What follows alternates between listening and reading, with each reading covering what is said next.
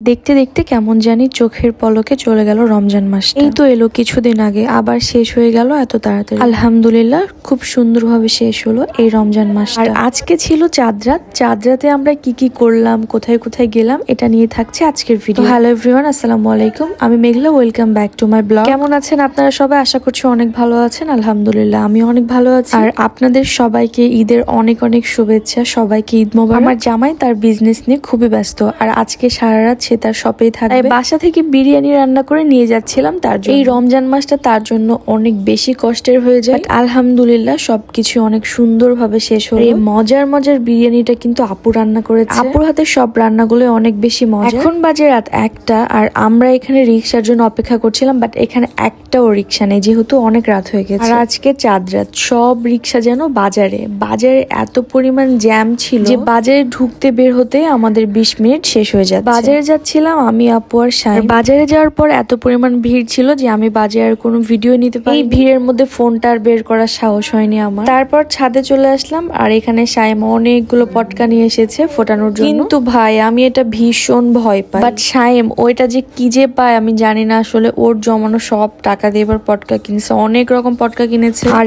ঈদের 1 সপ্তাহ আগে থেকে তার ঈদ শুরু হয়ে গেছে, সে পটকা ফাটানো শুরু করে দিয়েছে। ছাদ থেকে এসে দেখি আপু মজার মজার সব রান্না করা শুরু করে দিয়েছে। এখানে আপু গরুর মাংস রান্না করছিল, আর গরুর মাংস থেকে এত সুন্দর একটা সেন্ট আসছিল। আসলে ঈদের দিন এরকম মজার মজার রান্না না থাকলে কিন্তু ভালোই লাগে। গরুর মাংস পোলাওয়ের সাথে আজকে কিন্তু আপু অনেক রকম রান্না করেছে। আজকে আপু কি কি রান্না করলো আমি সবকিছু আপনাদের সাথে শেয়ার করছি, আপনারা কিন্তু দেখে রাখতে পারেন, কারণ আপুর হাতের প্রত্যেকটা রান্না এত বেশি মজা হয়। এবার কিন্তু আমরা আপু বাসায় ঈদ করছি। প্রতিবার বাসায় একা একা ঈদ করা হয়। একা ঈদ করার জন্য কিন্তু ঈদটাকে ঈদ মনেই হয় না। আমার জামাই সারা রাত যেহেতু তার বিজনেস নিয়ে অনেক বেশি ব্যস্ত থাকে, আমি সারা রাত বাসায় একা রান্না বান্না করি। এই জিনিসগুলো কিন্তু আসলে খুবই কষ্টের, বাট কি করার, এটাই আমার লাইফ। তাই ঠিক করলাম এবার সবার সাথে একসাথে ঈদ করব। কেন আসলে ঈদটাকে ঈদ বলে মনে হয়, যদিও বড়দের কোনো ঈদ হয় না, কারণ ছোটবেলায় ঈদে যেমন মজা করতাম সেই মজাগুলো আর একদমই আসলে বছরের পর বছরগুলো এভাবেই চলে যাচ্ছে। কত ছোট্ট একটা মেয়ে ছিলাম, ঈদ নিয়ে কত আনন্দ ছিল, শপিং নিয়ে কত আনন্দ ছিল, কিন্তু দিন পার হলো, মাস পার হলো, বছর পার হলো, আমিও বড় হই, আর ঈদের আনন্দগুলো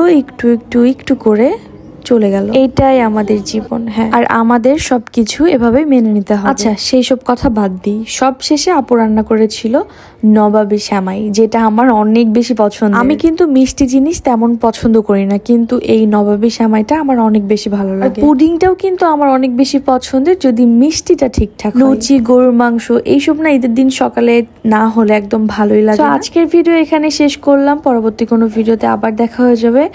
সবাই ভালো থাকবেন, সুস্থ থাকবেন, আল্লাহ হাফিজ।